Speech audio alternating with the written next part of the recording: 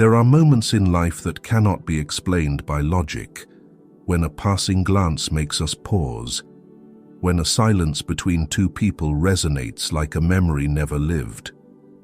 In those moments, something ancient and profound within us is suddenly awakened. A part of the soul, thought to be forgotten, raises its voice, calling to return. Carl Jung called it the voice of the unconscious, which, if we refuse to listen, manifests in the world as fate. And love, especially fated love, is one of the ways the unconscious reveals the hidden blueprint of our life. It does not come as a conscious choice, but as a pull from the depths of our being, where ancient archetypes live vividly within each person. Jung believed that within every soul lies an uncharted map, shaped by archetypal images, the shadow yet to be faced, and the parts of ourselves that have not been fully lived.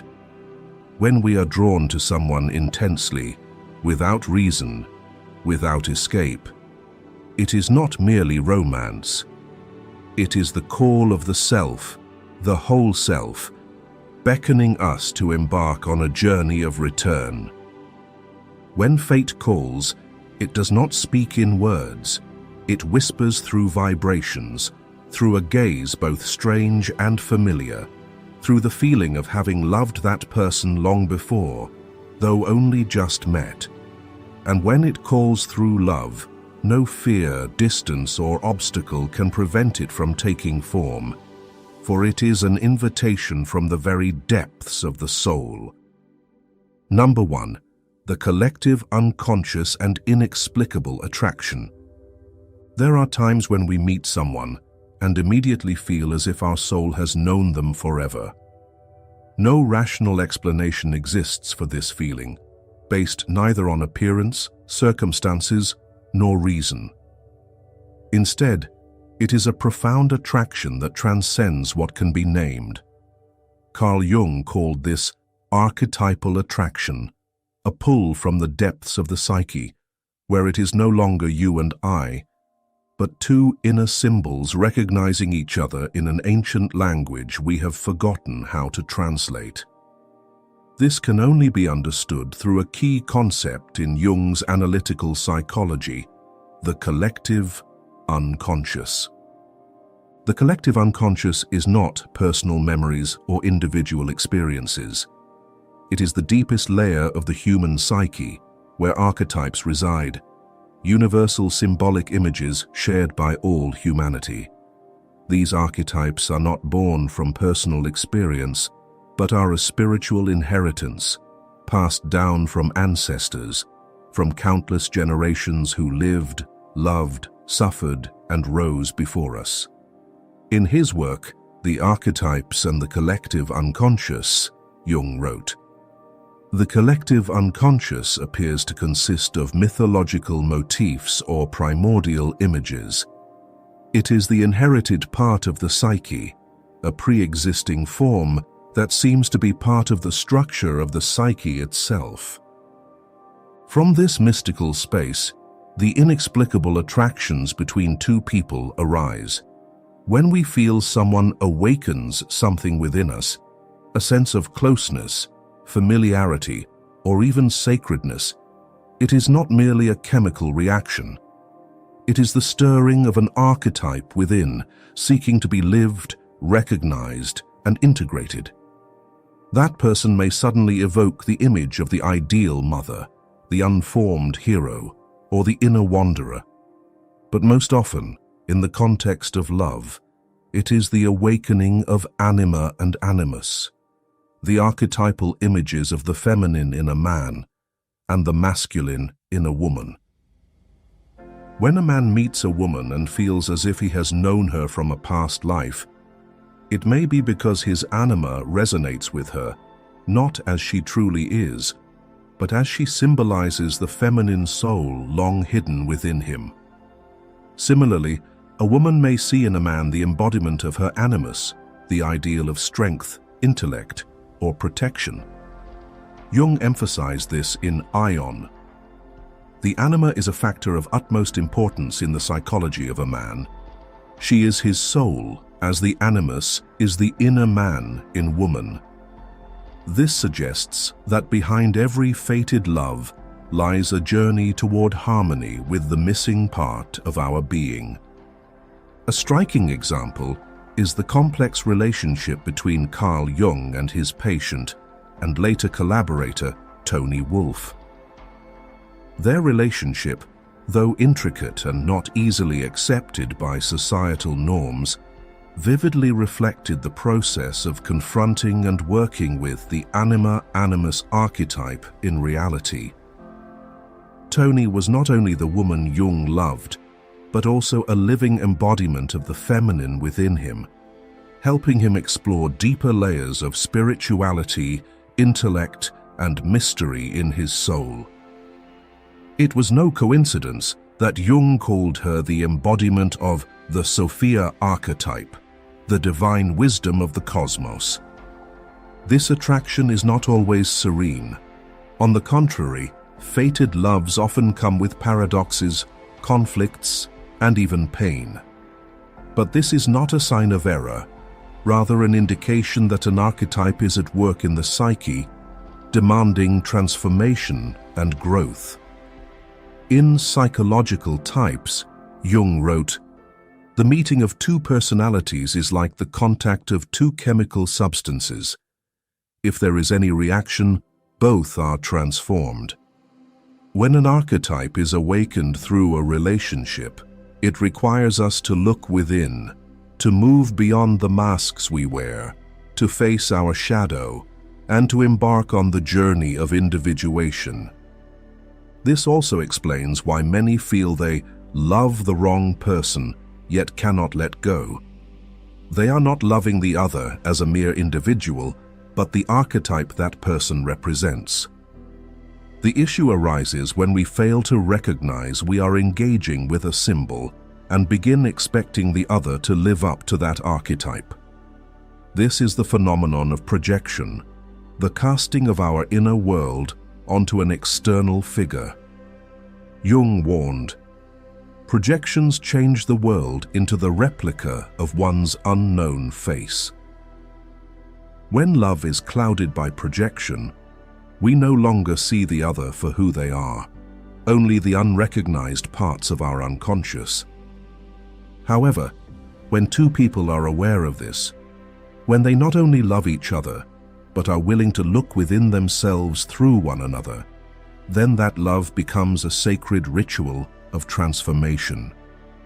At that point, every glance, every clash, every conflict becomes an opportunity to delve deeper into the self. Love ceases to be a destination and becomes a path toward the whole self, the self. In this process, fate is no longer something distant, but a living manifestation of the unconscious, named through love. A relatable example from popular culture is the film Before Sunrise. When Jesse and Celine meet by chance on a train in Vienna, there is an immediate resonance, as if they had known, loved, and parted in some other world before. Without dramatic plot twists or grand events, their deep conversations reveal something profound. When two souls meet at an archetypal level, the external world becomes merely a backdrop for a sacred encounter. Thus, fated love is not something found through reason.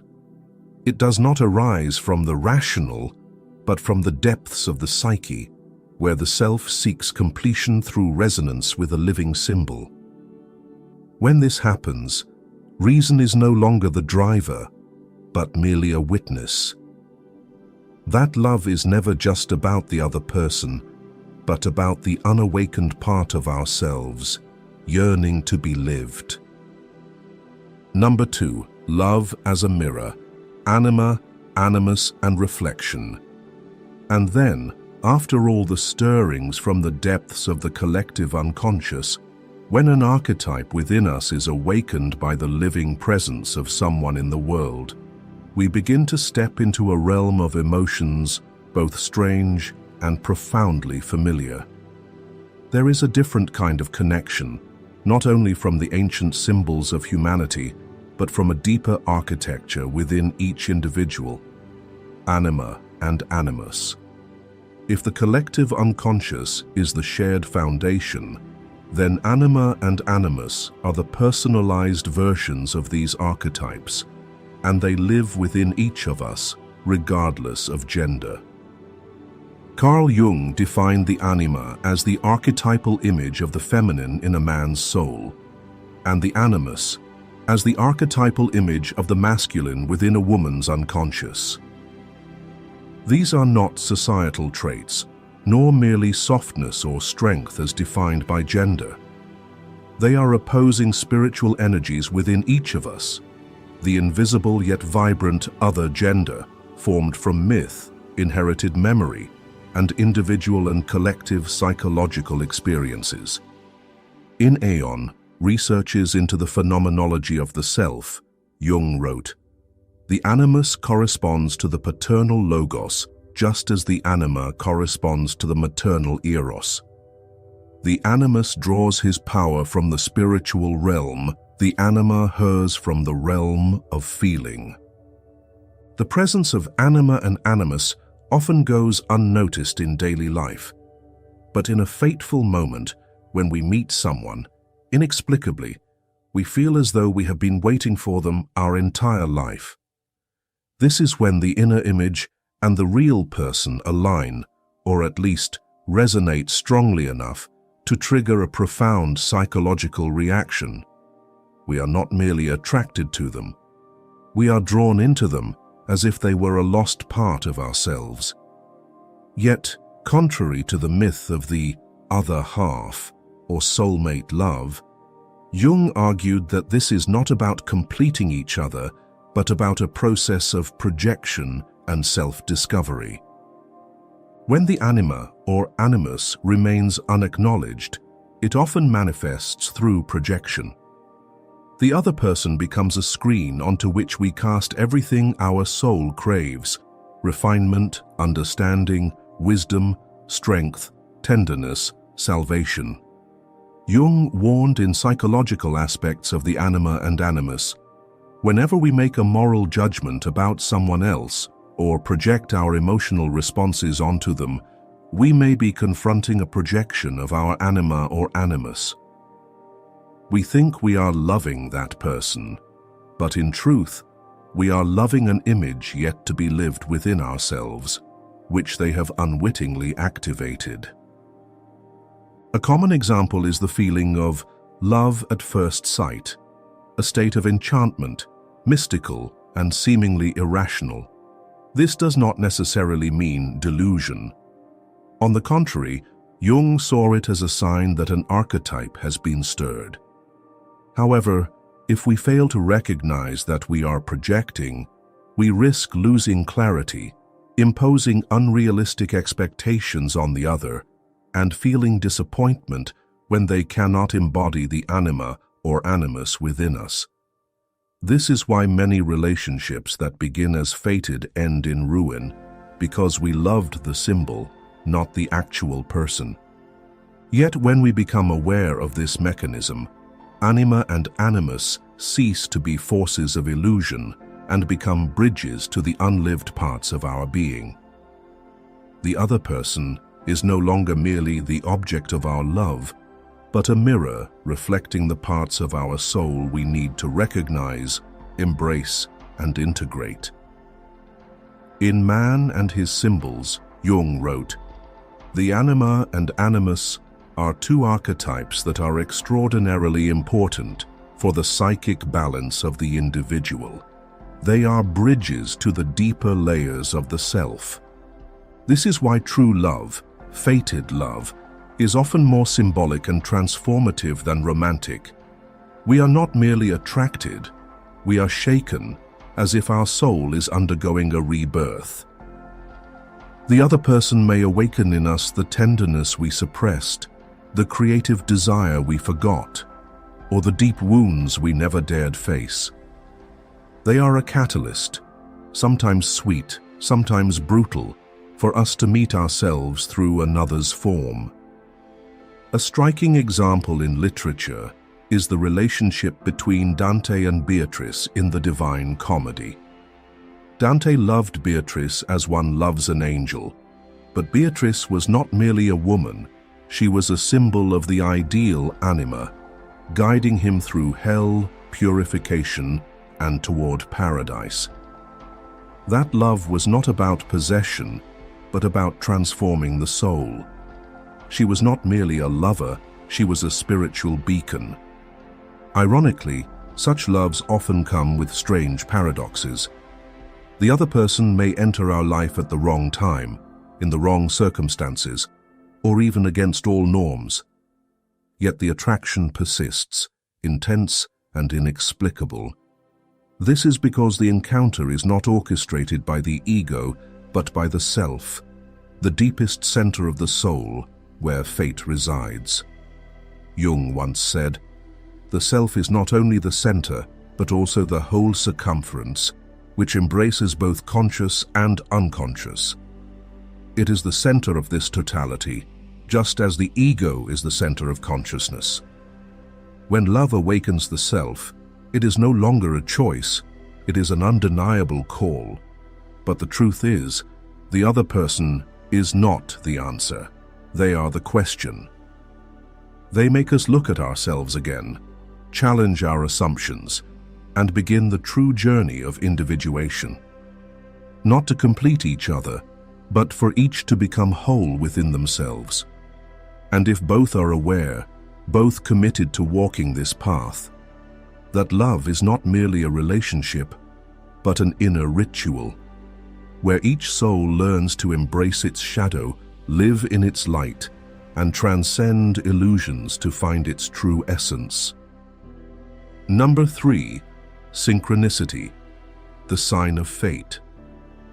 Sometimes, life offers no explanations. It offers signs, not clear signposts, but subtle ripples, like a breeze passing through a forest, gently stirring leaves that only those who are listening can feel. Perhaps you are walking, and an old song suddenly plays from a roadside cafe, just as you are thinking of someone you thought you had forgotten. Perhaps a book falls from a shelf, opening to a page that speaks directly to what you are experiencing. Perhaps a stranger's face appears in a dream, and weeks later, you meet that very person in a place you never expected to be. These are not coincidences. Jung called this synchronicity, meaningful coincidences, when the outer world suddenly speaks the same language as the inner world. Carl Jung, in Synchronicity, and a causal connecting principle, described this phenomenon as meaningful coincidences, which are not causally connected, but have some deeper significance. These are external events, seemingly unrelated, that align meaningfully with your inner state, as if the universe is responding to what is unfolding in your soul. When this happens in love, it does not merely surprise, it shakes the very foundation of your psyche because you realize something greater is at play here. Imagine the world as a grand symphony. Your soul is a single instrument in that orchestra. Every day you play your outs, perhaps in solitude.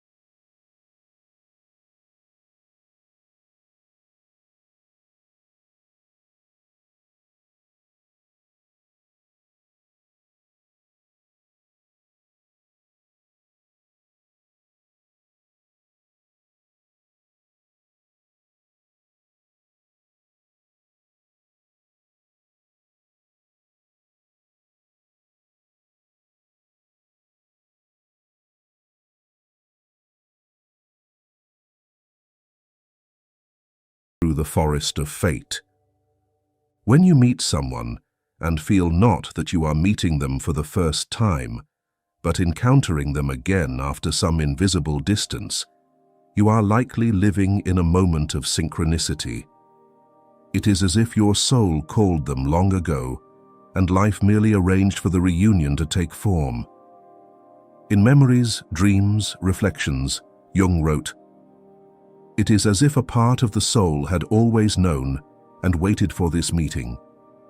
When synchronicity occurs in love, you no longer feel you are choosing, you feel chosen." A profound metaphor is the story of two rivers. Each person is a separate stream, with its bends, its mud, its foam. Then one day, those two rivers meet, not by schedule, not by design, but when they merge, they create a greater, stronger, deeper flow. And if you look from above, from the perspective of the soul, you see that those rivers were guided toward each other long ago, by the terrain, the mountains, the rains, the smaller streams. Synchronicity is the sign nature leaves along the way to let you know you are on the right path, even if you do not yet understand the destination. Fated love is not always gentle. It may come when you are unprepared, as a challenge, an adversity. But synchronicity does not care for convenience. It cares for meaning.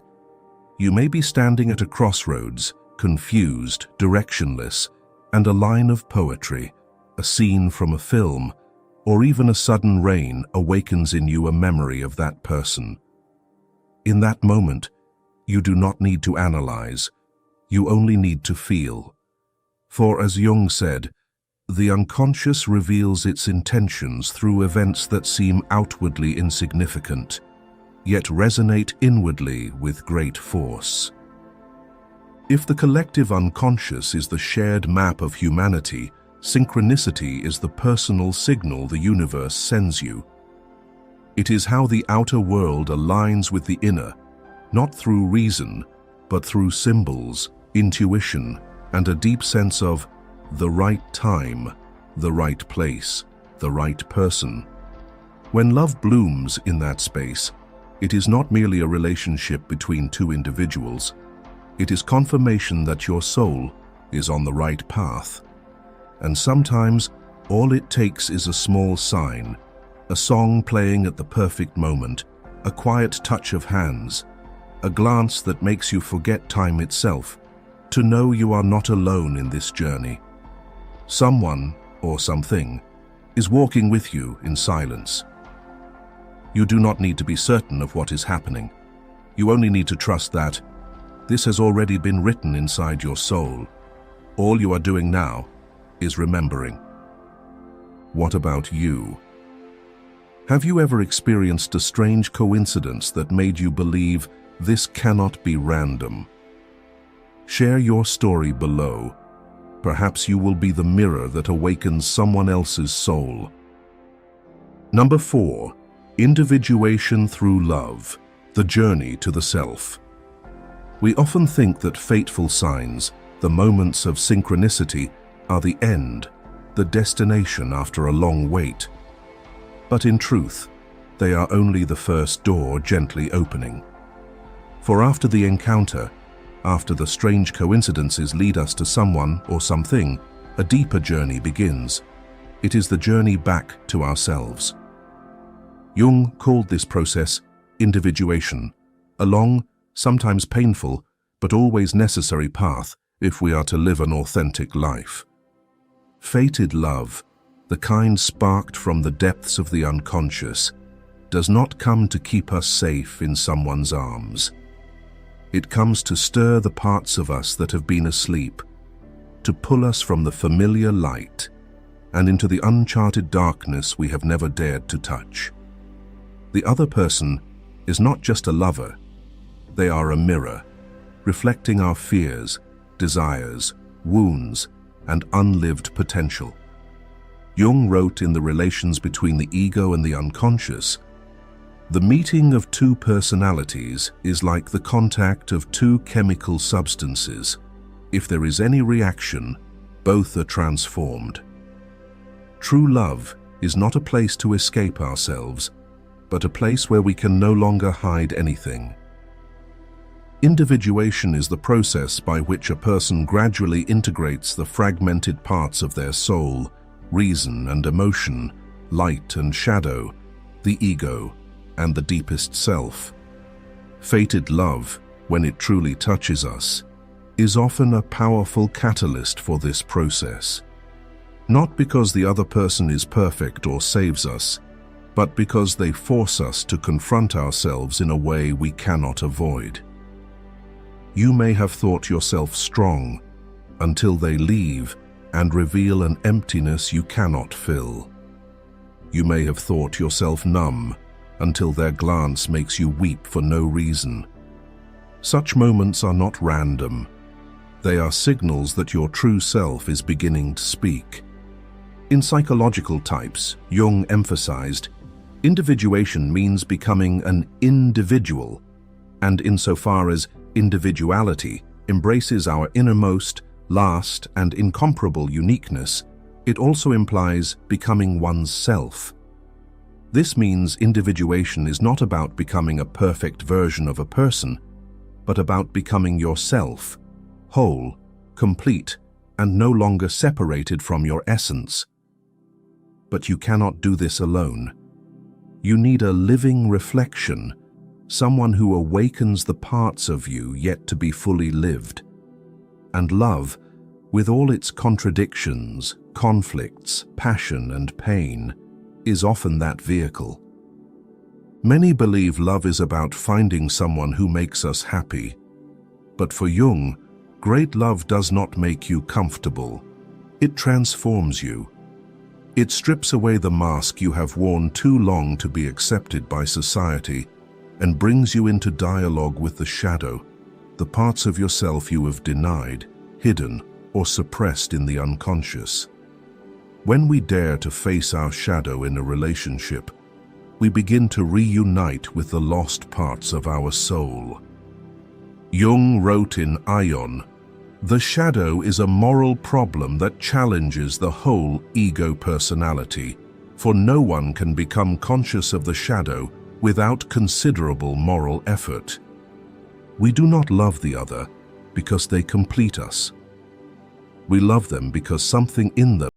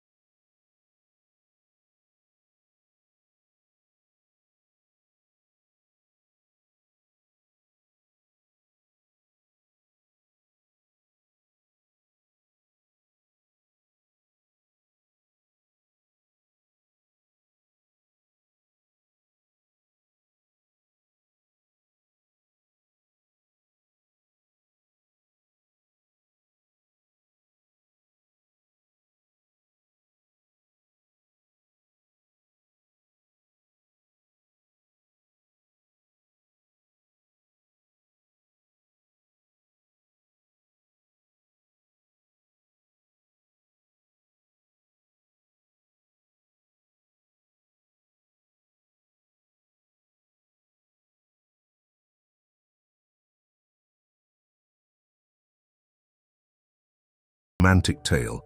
It is a metaphor for individuation, where love does not save our soul, but compels it to rise, act, overcome, and return more whole. Jung once said that within each person lives a personal myth. And sometimes, love is the opening chapter of that myth, the chapter where the ego shatters so the self can be born. In real life, it is no different.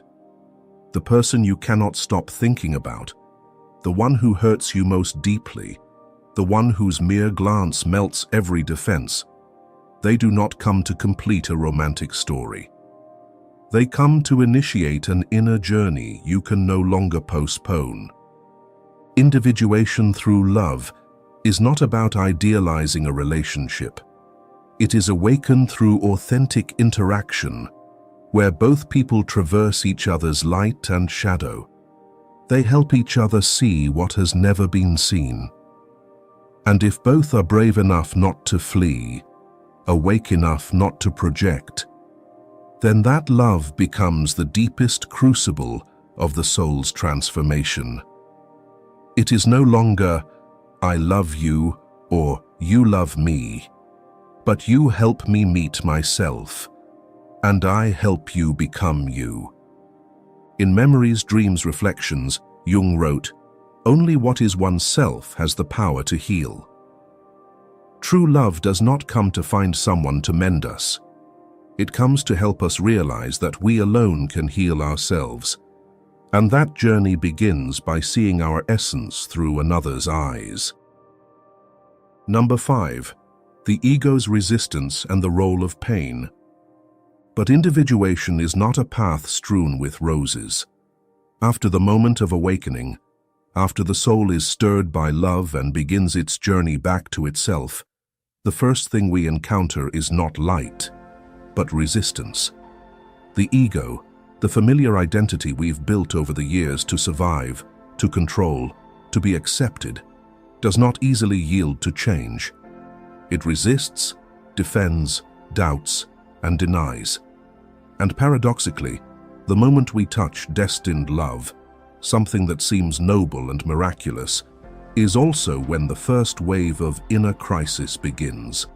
Carl Jung once wrote in The Archetypes and the Collective Unconscious, "There is no coming to consciousness without pain. One cannot step into the light without passing through pain. True love, especially the kind summoned from the deep unconscious, does not arrive to please the ego. It arrives to challenge it, to shatter the illusions about ourselves we've clung to for too long. When we love someone with our soul, not only do the beautiful parts of us awaken, but so do the fragile, broken, and wounded parts. And right there, pain becomes the guide." Let's take a real-life example to see this.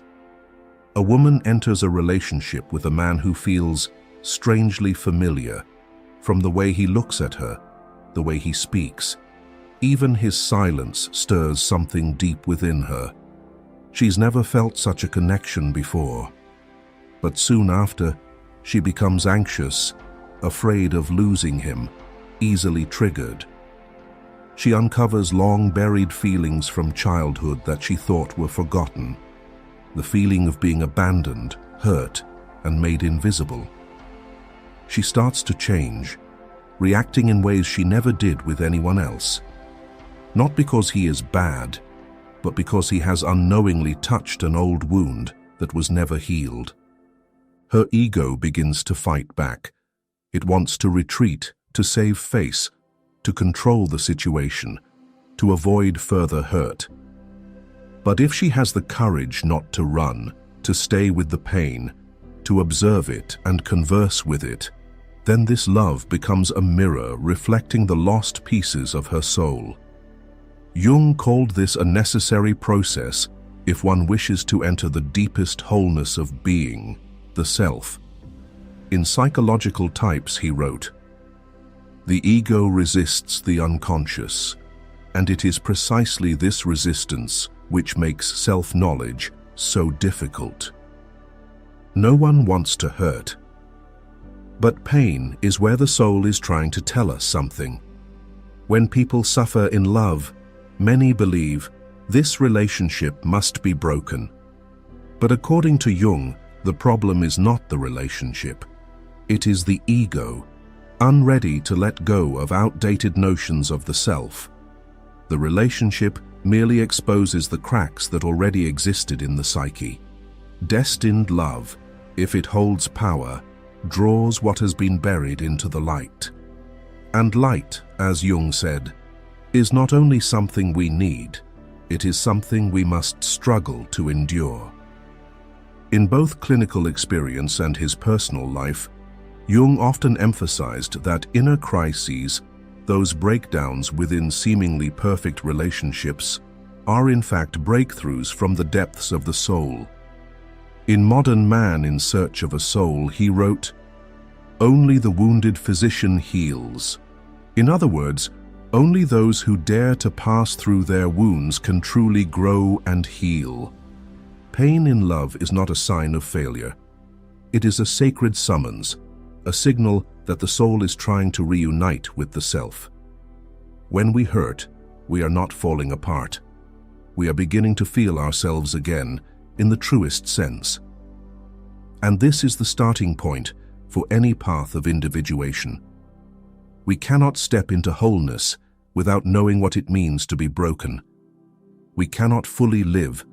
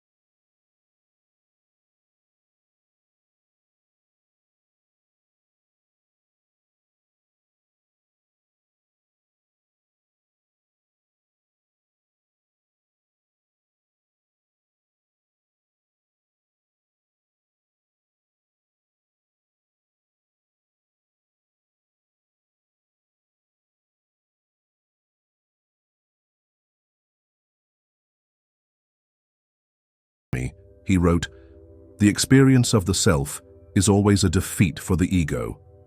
This means that to truly touch the self, the deepest wholeness of the soul, the ego must surrender its place at the center. And love, when it emerges from the unconscious, is the ideal setting for this to happen. There is no place where we are more exposed than in a relationship with another person. And nothing makes the ego tremble more than standing before a love it cannot control or possess. We live in an era where love is often equated with romance, possession, and personal emotional gratification. But true love, destined love, the kind that awakens the soul, does not come to complete us, but to strip us. It leaves us bare, facing ourselves with no more masks. And precisely because of that, it becomes the highest form of transformation a modern human can experience. Jung called this hieros gamos, the sacred union of opposites within us. Masculine and feminine, reason and emotion, light and shadow. And sometimes, that ritual doesn't take place in a church or on a marriage certificate. But in the moment you look into someone's eyes and recognize yourself. A man who has always lived through reason, controlling everything, achieving success by society's standards, meets a woman unlike anyone he has ever known. She throws him off balance. He doesn't understand why he is moved. She unsettles him, makes him feel weak, vulnerable. He wants to keep his distance, but cannot walk away. Over time, he realizes she did not come to complete him. She came to awaken the soul within him that had long been repressed, the part that feels, softens, and believes in what cannot be explained. Their love is not smooth, not safe, but it is the only place where he feels truly alive. And if he dares to go deeper, that love will not only change him, it will open a new dimension within him. Jung described this process as a mystical journey in which the beloved becomes an inner guide, a psychopomp, a mythological figure who leads the soul across the threshold between worlds. In Ion, he wrote, "The self is often personified as a romantic partner, a soul figure that leads the ego to transformation. So the one we love with intensity, passion, and anxiety may be a symbolic embodiment of the self calling us home. Not home to them, but home to the part of ourselves we have long forgotten. The most important thing is this: they do not belong to us, and we do not belong to them. This is where destiny and freedom meet in paradox." Jung always emphasized that inner wholeness does not come from merging with someone, but from walking side by side in freedom and awareness. No one is our other half. Each person is a complete universe, and true love is the resonance between two whole souls who still need each other to reflect and awaken. Another beautiful image to understand this is the fire rituals of ancient cultures.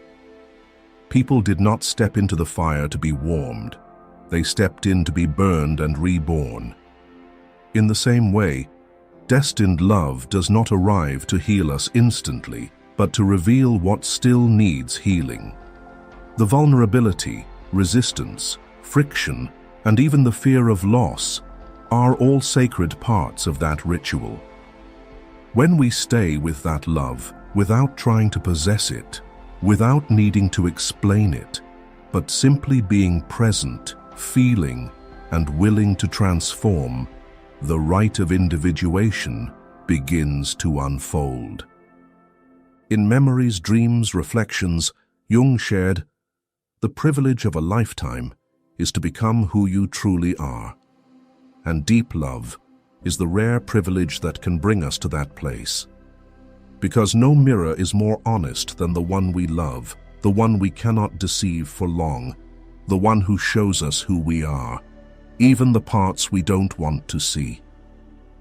If we are ready, love becomes more than an emotion. It becomes a spiritual journey, a sacred gateway. And so, true love is no longer a chase between two people, but a journey of return between the soul and the self.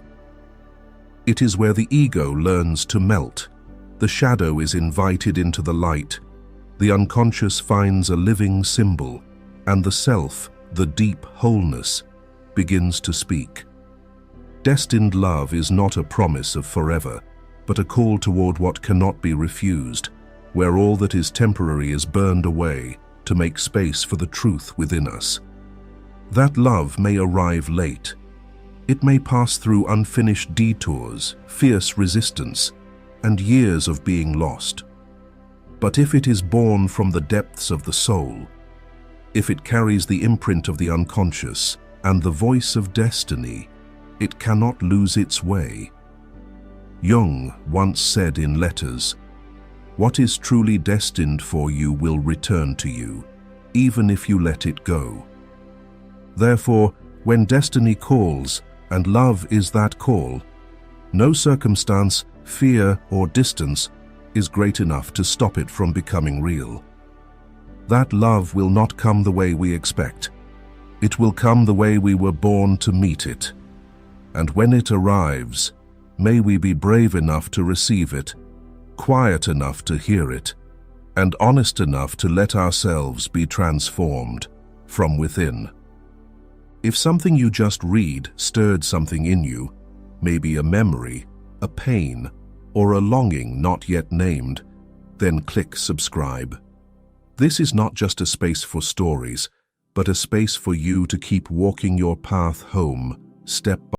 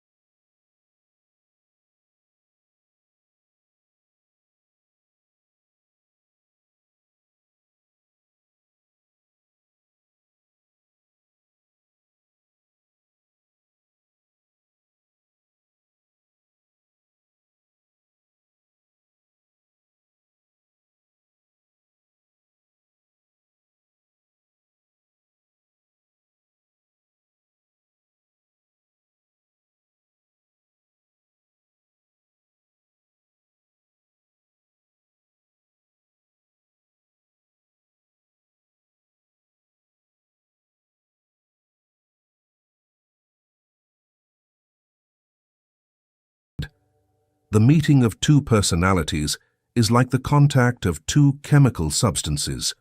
If there is any reaction, both are transformed. But he also implied, some reactions only occur for a certain stage, then end to make way for new ones. Life is a subtle cycle, and sometimes the cracks in relationships are not the end, but a sign that you are preparing to step into another level of life. Many think that losing friends, close companions, or changes in their social circle is a tragedy. But under Jung's lens, it is a sign of the unconscious at work. It is like a garden. Before planting a new season, the soil must be tilled, old roots removed. The departure of certain people is not random. It is part of the clearing space for those who are more aligned with your new journey. Do you remember the last time you were young and had a tight-knit group of friends, sharing everything together? Then, as adulthood came, everyone went their own way. Some drowned in work, some pursued marriage, others chose a free life. At first you felt regret, but later you realized, without those changes, you would not have met the new, like-minded people, those who shared your frequency and lifted you further. In spiritual traditions, separation is often seen as the first step before receiving a great blessing. Remember the story in the Bible.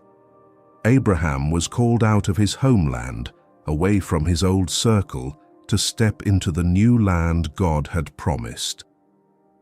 Similarly, whenever you find yourself losing a group, a support system, perhaps it is the very invitation to step into your own promised land. In real life, I once knew a woman working in the creative field.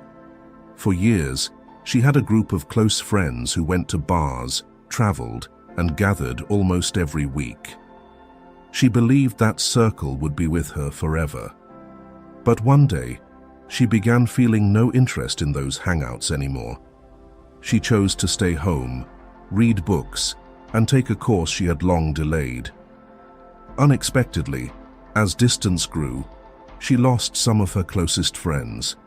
She cried a lot, thinking she was losing something precious, but that very emptiness brought her into a new space where she met others who shared her creative passion and desire to build lasting value. Later she said, "If I hadn't dared to lose those old relationships, I would never have met the friends who truly helped me grow." Jung believed the unconscious could arrange meetings and partings, because only when the old circle dissolves can the new, more fitting one appear. When God prepares to give you something great, He often renews the blood of your relationships. Of course, this process is not easy. You will feel heartbroken when someone close leaves. You may go through long silences, empty days, even doubt yourself. But remember, emptiness is not punishment, but the necessary empty vessel to be filled with new wine. If the vessel is already full, how can new blessings pour in? During this stage, observe your emotions. Jung called this the opportunity to see the shadow, the part within you that clings to others' approval. When familiar people vanish, you finally have the chance to stand alone and face the truth. Who am I when no one is beside me? If you find yourself separated from old relationships now, do not rush to blame or fear. It may be the sign that God is clearing the way to prepare for a new circle, one with more aligned people, greater opportunities, and a deeper journey. Jung once said, "Until you make the unconscious conscious, it will direct your life and you will call it fate." When the unconscious works by changing relationships, you may see it as fate, but in fact, it is the hidden hand arranging to guide you to your destined path. And now, I want to hear your story. Have you ever experienced separation from old relationships, only to realize it brought you into a different, better stage of life? Share your experience in the comments, for who knows, your story might become encouragement and light for another woman also standing at the threshold of change. Sign 2. The shadow rises. Fear and doubt appear. When a woman is about to step into a new stage, the first sign is often separation from old relationships. Those who were once close may leave. Familiar social circles begin to change. At first, this makes us feel abandoned, as if left in emptiness. But in truth, that separation is just the clearing of the path. Like a garden that must uproot old roots to prepare for a new season, your soul also needs space to welcome people and opportunities more aligned. And after that quietness, something else begins to rise. Your inner shadow. When God prepares to give you something great, you will not only experience external changes, but must also confront the inner world. Carl Jung called this the shadow, the part we always try to hide. Fears, doubts, wounds, secret desires, or traits we refuse to admit. When life is stable, the shadow is usually repressed under the social mask.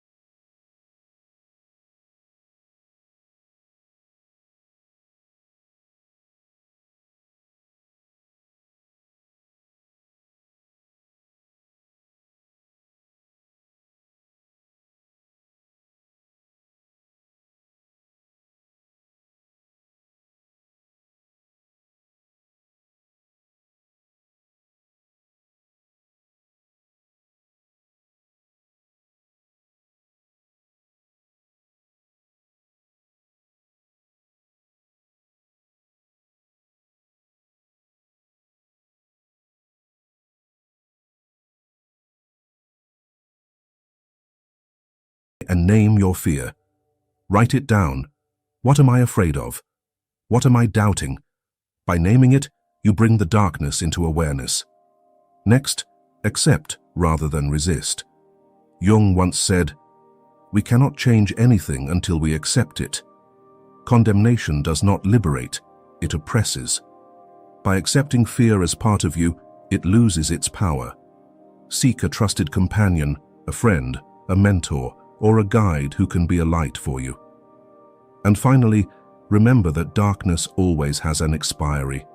No storm lasts forever. When you are going through fear and doubt, remind yourself, this too shall pass. And when it does, I will be different. A potter was once asked, "Why do you put your work into fire?" He answered, because only in fire does clay become pottery. Without fire, it remains mere clay. Humans are the same. Darkness, fear, and doubt are the fire. You are not thrown into it to be destroyed, but to become stronger and more beautiful. The shadow rising is not a sign you are on the wrong path, but proof that you are on the right journey. If you are about to receive something great, you will inevitably have to purify yourself, confront, and overcome the shadow. And after passing through darkness, another sign usually emerges clearly: relentless challenges. These are no longer inner fears, but real external pressures in life, like the furnace that tests gold. Sign 3. Relentless challenges. Before something great comes to you, there is always a stage of intense pressure. You will find many things happening at once. Work becomes difficult, finances strain, relationships are tested, health wavers, even faith shakes. Everything seems to test whether you are truly ready. Carl Jung once said, "There is no coming to consciousness without pain." Darkness is not only inner, it also manifests as obstacles in life, to train you. Many, when facing consecutive difficulties, think they are unlucky or that God has abandoned them. In truth, this is part of the purification journey. Imagine gold being put into fire. The flame is not to destroy, but to remove impurities, so gold shines brighter. Human souls are the same. Challenges are the necessary fire, preparing you for greater blessings. A woman once shared with the channel that before stepping into a major turning point in her career, being invited to a leadership position she had dreamed of, the 6 months prior were her most stressful. She faced opposition from colleagues, financial trouble at home, sick children, and her own crisis of faith. Many times she thought of giving up, but those months trained her patience, her ability to listen, and to choose what truly mattered instead of being swept by chaos. When the opportunity came, she stepped in with strength she never would have had without those trials. Relentless challenges often strike at your weakest point. If you lack patience, situations will arise forcing you to learn waiting. If you fear abandonment, you may endure a relationship that forces you to face it fully. If you rely on money for security, you may face financial struggles. This is not punishment, but the way the unconscious and God put you in the furnace, so what is fragile breaks away, and what is essential is forged. Jung once affirmed, "The greater the tension, the greater is the potential." Great energy springs from a correspondingly great tension of opposites. Relentless challenges are the embodiment of such tension. You stand between faith and doubt, between hope and despair, between strength and weakness. This stretching matures the soul. Relentless challenges are like the final exam before moving into a new class. If you do not pass, you repeat the lesson over and over. But if you endure with patience and faith, you are elevated to a higher stage. There is a metaphorical story of a blacksmith. He places iron into fire, then brings it out to hammer repeatedly, then back into the fire. The process seems cruel, but it is how iron becomes a strong sword. Without fire and hammer, it remains mere iron. Likewise, the trials you face are the fire and hammer, transforming you into the strong version ready to bear the great blessing ahead. So what can you do when standing in trials? First, don't see yourself as a victim. See yourself as one in training. Second, instead of asking, "Why is this happening?" ask, "What can I learn from this?" This shift opens new strength. And finally, keep faith that every trial has an end. Like winter that never lasts forever, hard days will pass to give way to a new spring. Trials are the invitation to step out of your comfort zone and discover hidden strength. If you feel life is hitting you from all sides, know it is not a sign you are on the wrong path, but a sign you are about to step into a turning point. And only when you persist through will you see the door open wider than you ever imagined. If you believe today's trials are preparing you for something great, leave the word transformation in the comments as your signal.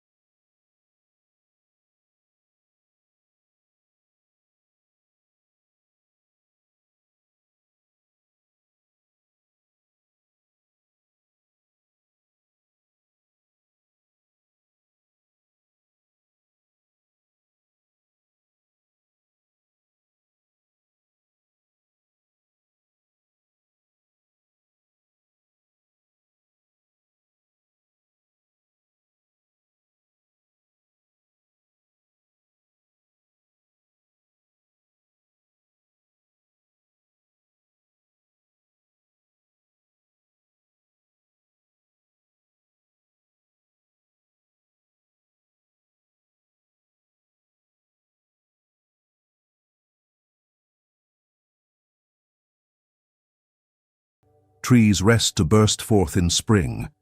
Humans are the same. Silence is not stopping, but storing energy for powerful rebirth. I once knew a woman who ended a long relationship. When it broke, she thought her world collapsed. At first, she rushed to fill the void. Parties, casual relationships, anything to avoid inner silence. But the more she ran, the more exhausted she became. Finally, she stopped. She allowed herself to live alone, take walks, write feelings, sit quietly, listening to the rain. At first, the loneliness was unbearable, but slowly, she discovered that within the silence, new energy was rising. She learned to love herself, to cherish moments, and realized she did not need anyone to fill the space. That quiet healed her, and when she emerged, she carried confidence, gentleness, and a natural magnetism she never had before. Jung believed that in silence, we connect with the deep unconscious. There, symbols, dreams, and intuition become sources of energy. Unlike the energy from rushing, easily depleted, the energy from silence is enduring and nourishing.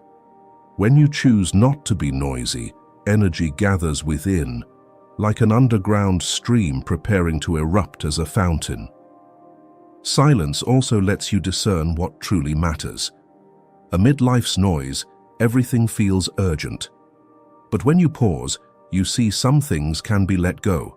Some relationships need not be held. Some fears are illusions. At that moment, new energy is released because you no longer waste it on the meaningless. Notice this. The more you mature, the more the inner voice outweighs outside noise. Instead of chasing every call, you choose carefully. Instead of rushing to react, you pause and breathe. Instead of striving to impress, you let your true inner energy speak. And this creates mysterious magnetism, a strength not advertised, yet felt by all. If you feel you are in a stage of silence, believe it is God's gift to you. It grants you rest, recovery, and accumulation of energy for the next chapter. Do not panic if others advance while you pause. Every soul has its rhythm. Sometimes, silence is the greatest leap you are preparing for. Sign 5. Simple joys become precious. When the new energy in silence has been awakened, a subtle transformation appears. You realize joy no longer lies in loud, showy things, but becomes tangible in simple, seemingly ordinary moments. This is the next sign. When simple joys become so precious, they touch your soul deeply. Carl Jung once said, "The least of things with a meaning is worth more in life than the greatest of things without it." This opens a door. People truly change only when they learn to find vitality in simplicity rather than chasing external grandeur. Strangely, many only realize this after loss or crisis. When great ambitions are set aside, plans collapse and bright lights fade, we suddenly see the power of a hug, a smile, a peaceful morning. It is the smallness that heals and resurrects the soul in ways grand success sometimes cannot. In a Jungian therapy session, a young woman recalled her hospital stay during a serious illness. Before, she was always consumed by work, chasing projects, and her joy only came with achievements. But in long, helpless days in bed, what moved her to tears was not contracts or awards, but when a nurse smiled and pulled open the curtains for sunlight to stream in. At that moment, she realized she had never cherished a sunbeam, a warm cup of water, a bird's song. From then, her life changed. After recovery, she slowed down, found joy in tending plants, cooking meals for family, and said those little things finally gave her the sense of truly living. When you begin finding meaning in simple joys, it is a sign you are resonating with the deep unconscious.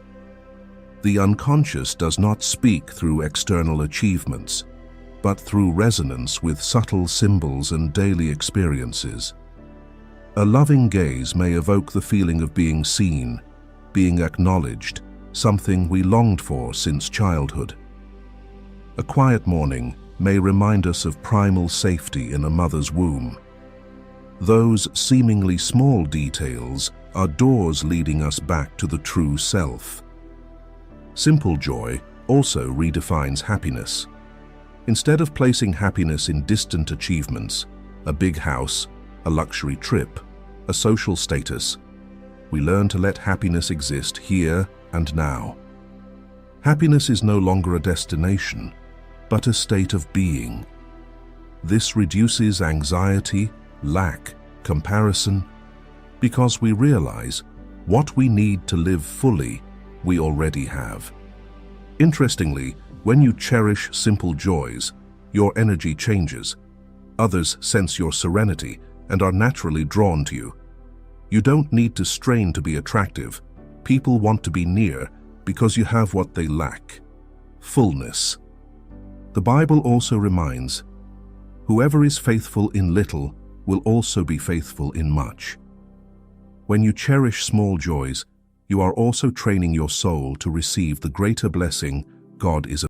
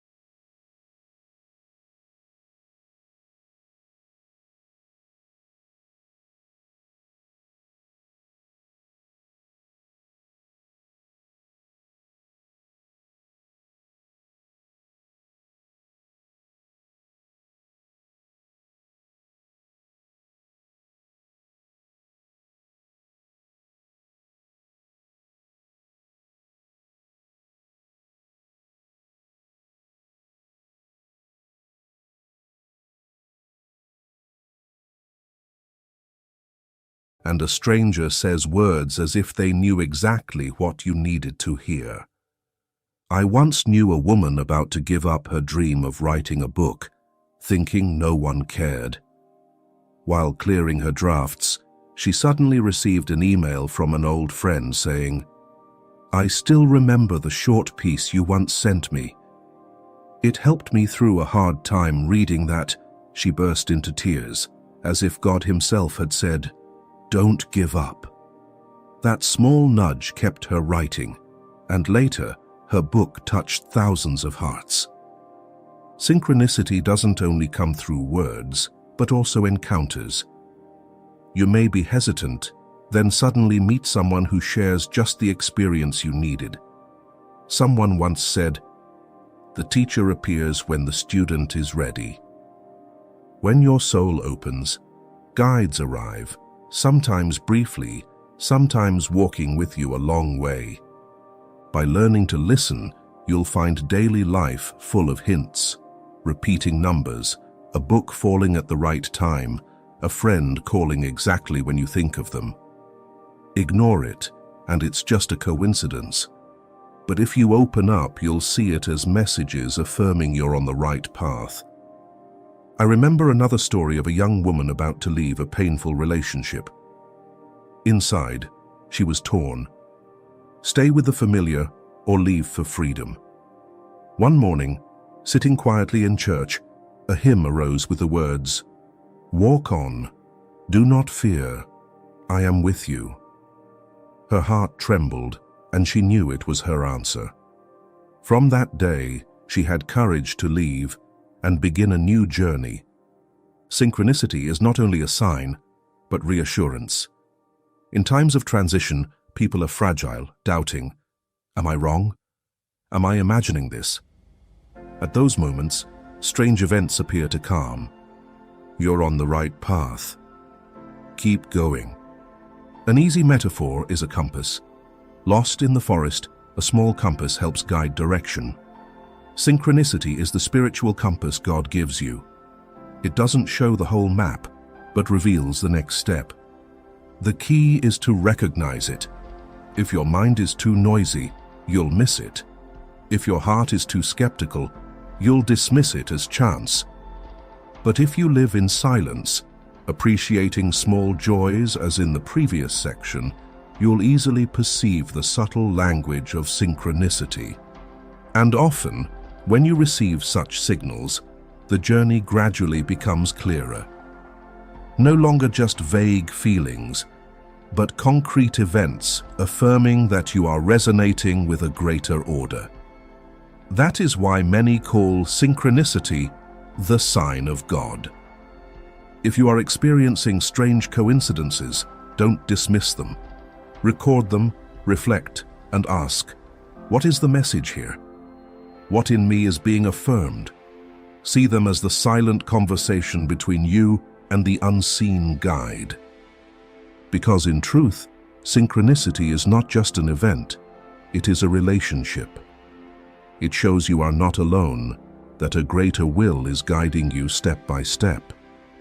And when you trust, open up, the guides keep appearing, bringing you closer to your truest self.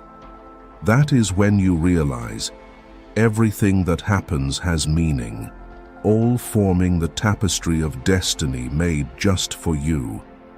A woman who has gone through these 7 signs will understand that all the upheavals, pain, separations, even strange coincidences are not random. They are the silent bricks being laid to open a new path, where she no longer walks only by willpower, but also by the invisible guidance of something greater. She no longer needs to rush to seek proof, for her inner maturity, peace in silence, and ability to find meaning in the smallest things have already become the clearest proof. And then, looking back, she will realize God never abandoned her.